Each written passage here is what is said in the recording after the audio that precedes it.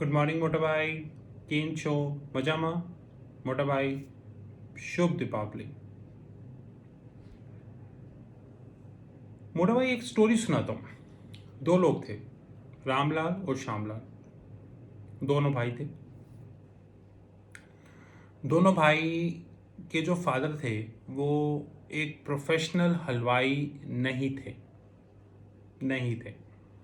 दोनों भाइयों ने सोचा कि एक बिजनेस किया जाए। अच्छी बात है, बिजनेस करना तो अच्छी बात है। दोनों एक वेंचर कैपिटलिस्ट के पास गए और दोनों ने बोला कि हम 5 रुपए का एक समोसा जो मार्केट में मिलता है उसको हम 3 रुपए में बेचेंगे और एक साल में आपको 1600 करोड़ का रेवेन्यू जनरेट करके देंगे। और वेंचर कैपिटलिस्ट जो होते हैं उनकी नॉलेज कितनी होती है ये तो आपने देख ही लिया।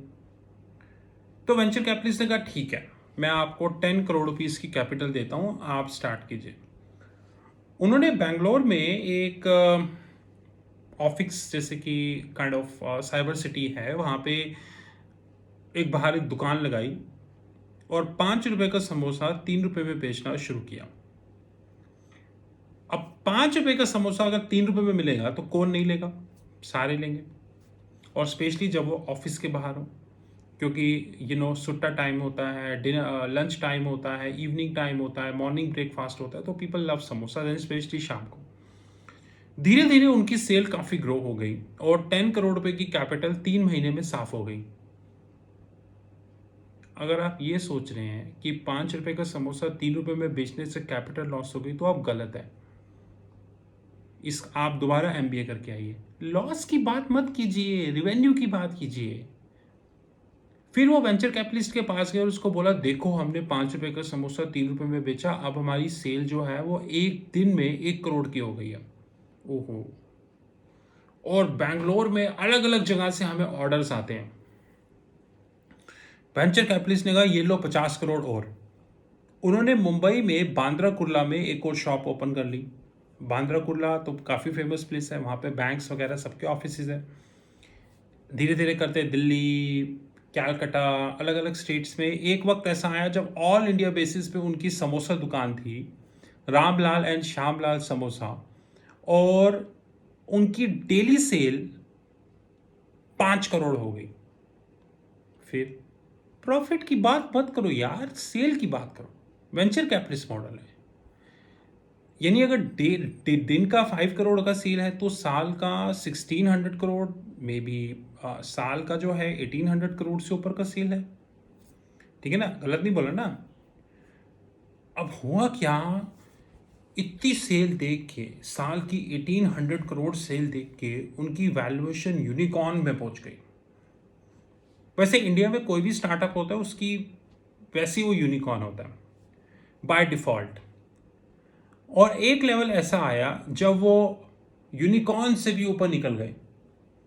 लॉस की बात मत करो, रेवेन्यू की बात करो। फिर रोल आया मीडिया का,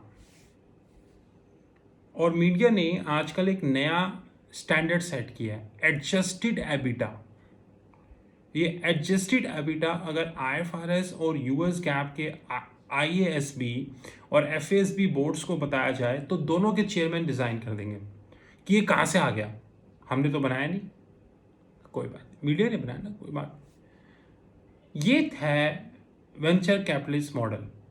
और वेंचर कैपिटलिस्ट मॉडल की सबसे ब्यूटी ये है कि पहले इस मॉडल के अंदर एक वेंचर कैपिटलिस्ट दूसरे वेंचर कैपिटलिस्ट को टोपी पहनाता था, फिर दूसरा तीसरे को टोपी पहनाता था, तीसरा चौथे को टोपी पहनाता था। अब वेंचर कैपिटलिस्ट जनता को टोपी पहना रहे हैं और ये सिलसिला अब चलता ही जा रहा है।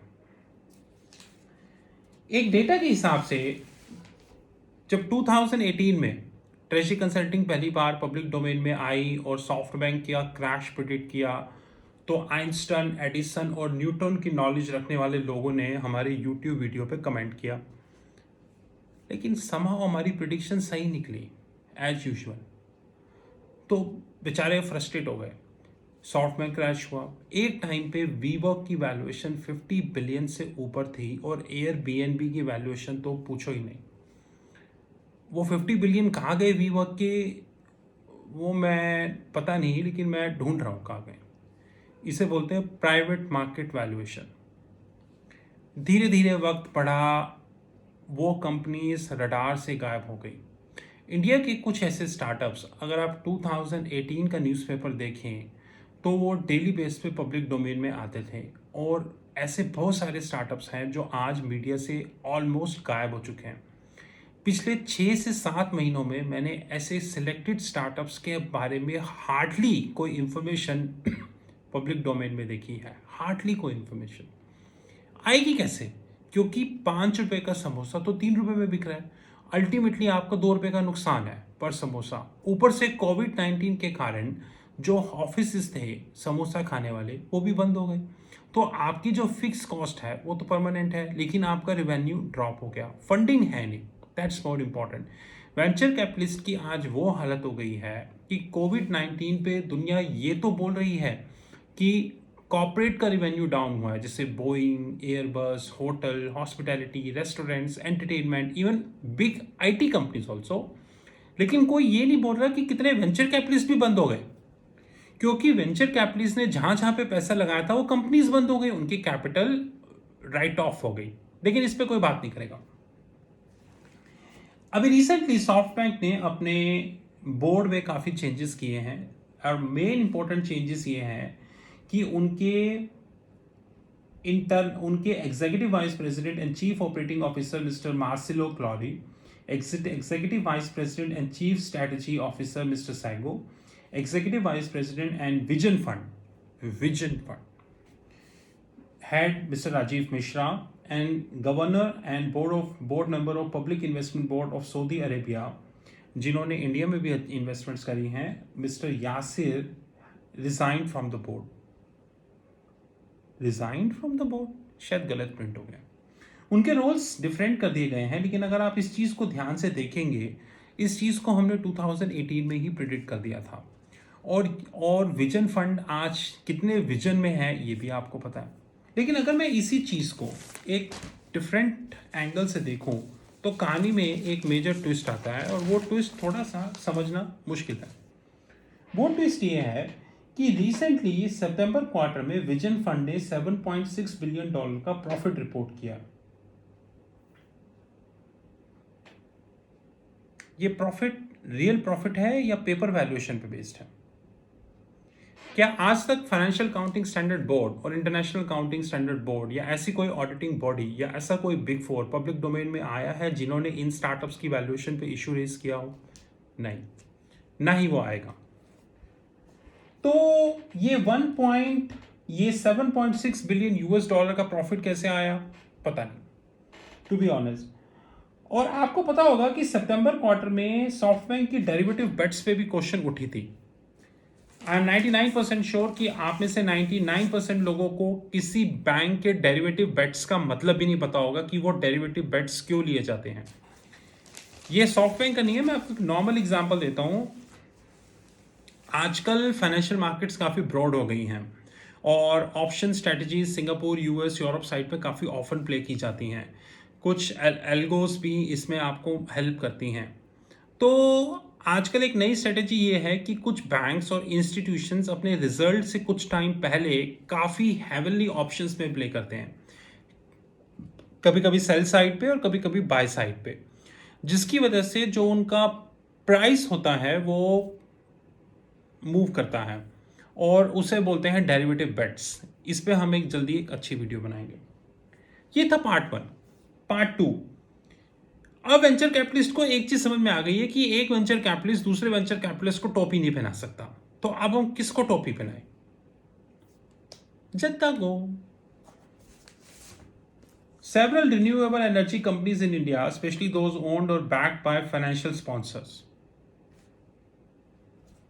have started exploring plans to go public either in India or abroad. Mint reported on 18th October that Goldman Sachs-backed RENEW Power Ventures Private Limited, one of the top renewable energy companies in India, is exploring overseas listing, possibly in US and UK and so on and so forth. एक data के हिसाब से RENEW power around 10,000 crores, no, approximate, एक मिनट, या RENEW power, clean max solar and continuum wind energy, ये 3 IPO सोच रही हैं। आईपीओ आएगा कि नहीं आएगा पता नहीं, बट घबराना नहीं है। जब भी आईपीओ आएगा हाइप पूरा मिलेगा, वो मीडिया का रोल पूरा प्ले होगा हाइप का। बैलेंस शीट जैसे भी हो, हाइप पूरा प्ले होगा। एक बार गूगल पे इंडिया में रिन्यूएबल एनर्जी सेक्टर की पोजीशनिंग देखिएगा, आपको एक ऐसी इंफॉर्मेशन मिलेगी जो आपको हिला के रख देगी, which is cost issue, cost to income ratio, और बहुत सारे ऐसे इश्यूज हैं। क्योंकि वेंचर कैपिटलिस्ट को एक चीज समझ में आ गई है कि अब लॉस मेकिंग धंधे में ज्यादा टाइम तक पैसा नहीं बनाया जा सकता, या ज्यादा टाइम तक वैल्यूएशन पर टोपियां नहीं घुमाई जा सकती। तो एक काम करो, 5 रुपए वाले समोसे को 3 रुपए में बेचो, एक साल तक 1500 करोड़ का या 1500 से 1800 करोड़ का रिवेन्यू जनरेट करो। गुड़गांव में एक शानदार ऑफिस बनाओ, चाहे लॉस में बनाओ, उस ऑफिस को दिखा के एक आईपीओ लॉन्च करो, मीडिया को अपनी जेब में रखो, आईपीओ ओवर सब्सक्राइब हो जाएगा। उसके बाद कंपनी लॉस में जाती है तो क्या फर्क पड़ता है, क्योंकि वो तो जनता का पैसा है, वेंचर कैपिटलिस्ट का थोड़ी है। वेंचर कैपिटलिस्ट तो एग्जिट कर गया, और अब ये मॉडल आपको बहुत ऑफन दिखेगा। जैसे कि एक डेटा के हिसाब से 2016 में इंडिया में 26 आईपीओज आए, 2017 में अराउंड 36, 2018 में 24, 2019 में 16 एंड 2020 में 11। 2020 में तो वर्ल्ड वाइड पेंडेमिक है, अभी भी पेंडेमिक है। इस टफ टाइम में आईपीओ लेके आना क्या आसान गेम होती है? कभी सोचिएगा। ये है दूसरी चीज कि जब हम एक दूसरे को टोपी ना पहना सके तो जनता को टोपी बनाओ, पर जनता को पता ही नहीं, एज सिंपल एज दैट। जनता को इतना भी नहीं पता कि बैलेंस शीट कैसे पढ़ी जाती है, ये आईपीओ तो बहुत दूर की बात है। अब तीसरी चीज पे आते हैं, इस चीज को एक तीसरा एग्जाम्पल लेके। I really love Amazon, really love Amazon. आपको पता है कि पिछले आई थिंक 2 महीने में मैंने अराउंड 1,20,000 वर्ड्स की बुक ऑर्डर करी है अमेजॉन पे। मैं अमेजॉन का बहुत बड़ा कस्टमर तो नहीं, लेकिन मैं अमेजॉन को छोड़ के कहीं नहीं जाऊंगा। फिर चाहे कोई भी ई कॉमर्स कंपनी मुझे जो मर्जी पे ऑफर करे, the kind of service I am getting from Amazon is amazing, and the kind of product I am getting. Amazon की प्राइम आईडी के साथ एक बेनिफिट आता है, वो होता है अमेजॉन म्यूजिक। आप मतलब वेब ब्राउजर पे जाके या अपने स्मार्ट टीवी पे जाके अमेजॉन म्यूजिक से गाने सुन सकते हो। उसमें हर तरीके के सॉन्ग्स आते हैं, एंड अमेजॉन म्यूजिक का जो पोर्टफोलियो है काफ़ी बिग है टू बी ऑनेस्ट, और वो डेली बेसिस पे अपडेट करते हुए रहते हैं, मेल्स आती रहती हैं। और अगर आप अलेक्सा ले लो, अलेक्सा, तो आप बैठे बैठे गाने सुनो। फिर मैं अपना favourite song Titanic my heart will go on को वन टाइम सुनूं, 100 टाइम सुनूं, 1000 टाइम सुनूं, या 10,000 टाइम सुनूं, या 100 मिलियन टाइम सुनूं, मैंने सिर्फ अमेजोन को 999 पर ईयर पे करना है, जिसमें मुझे prime membership, fastest delivery, e books, Amazon photo library, और of course Amazon video, prime video, Disney, पता नहीं क्या क्या मिलता है, टू बी ऑनेस्ट। इन सब की कीमत सिर्फ 999 rupees, which is precisely 1000 rupees per year. अगर हम 365 से डिवाइड करें तो it is around 2.5 rupees per day which Amazon is charging. आप सोच रहे हो कि अमेजोन कहाँ से आ गया? Good.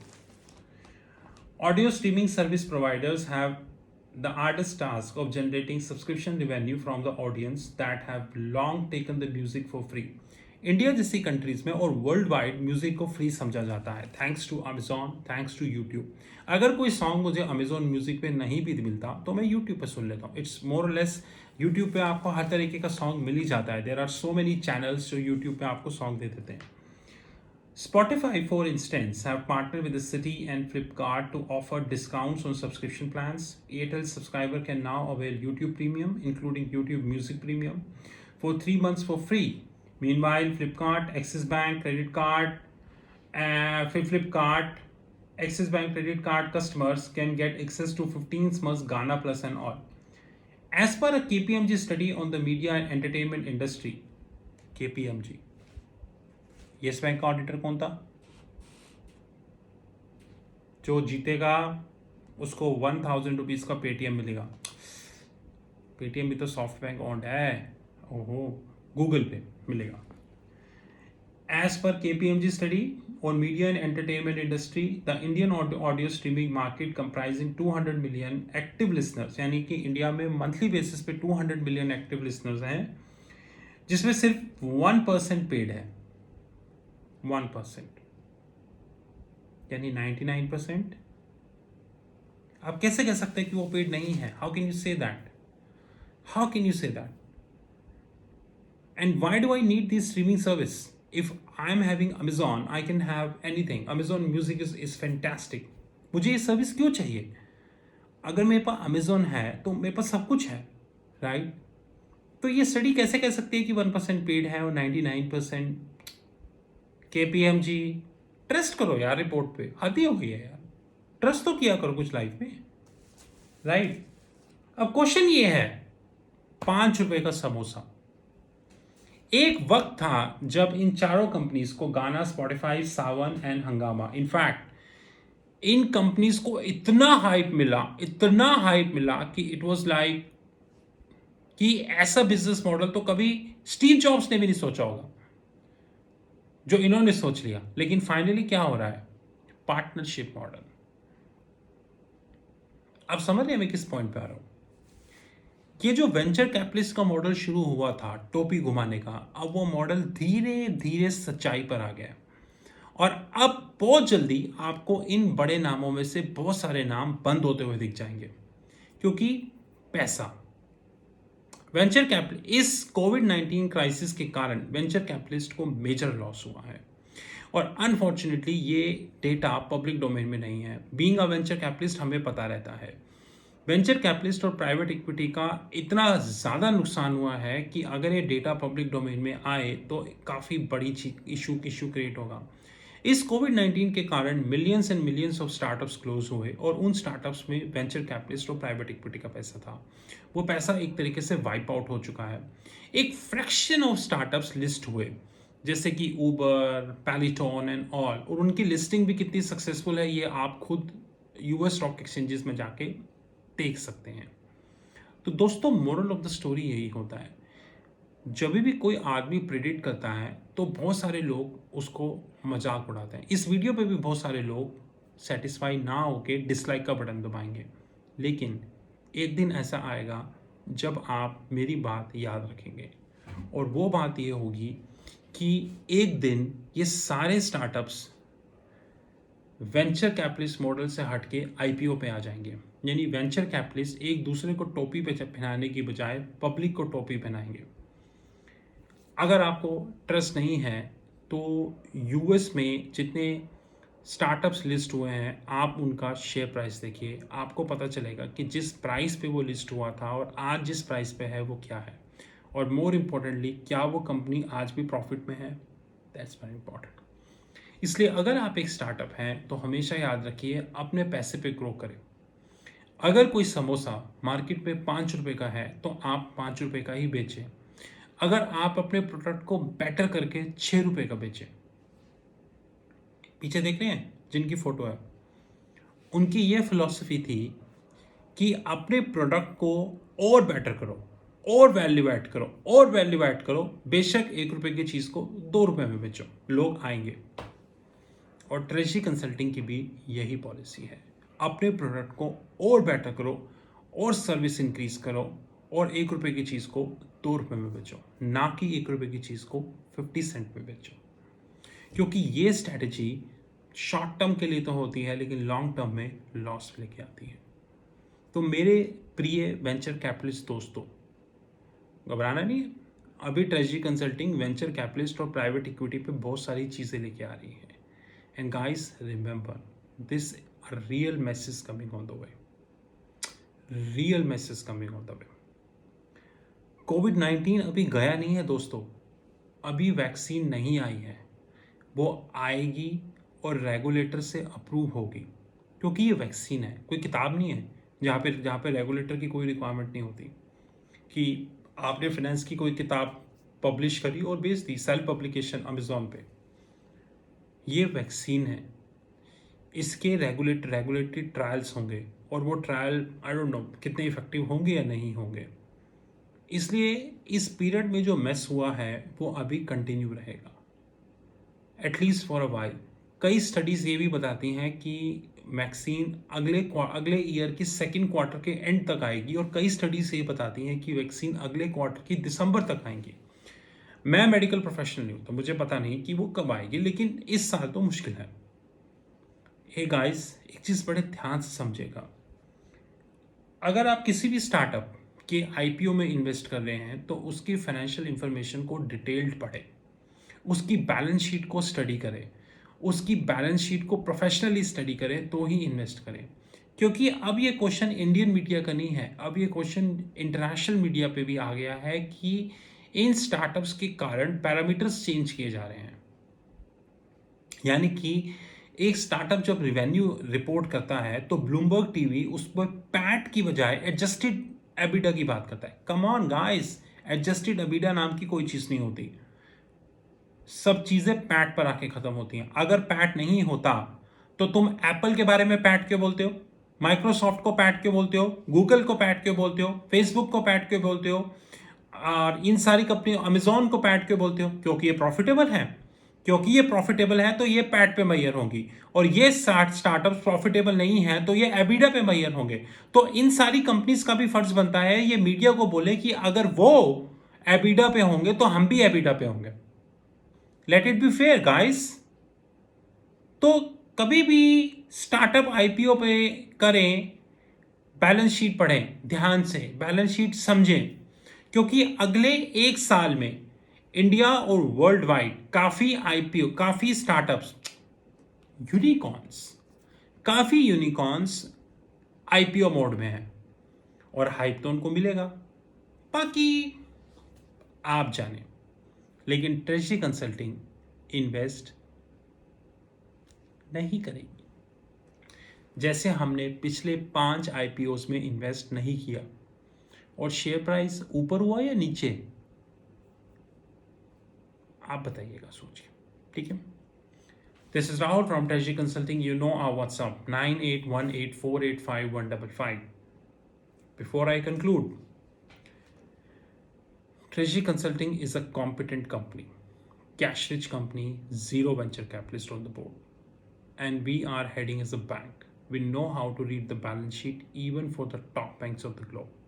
So guys, careful, right? And more importantly, remember that every bad model in this globe comes to an end. Enron, and there are humongous examples which we are having in that regards, humongous examples. Remember that nothing is eternal until otherwise it is based on facts. Google, Facebook, Amazon, Microsoft, they all reached at that level because they believe in knowledge and profitability. And this is the motto of the life. That is the reason that Amazon, Google, Microsoft, Facebook, and all these Apple, great companies, more or less founded with a modest start, highly modest start, now the king of the technological companies and known as FANG.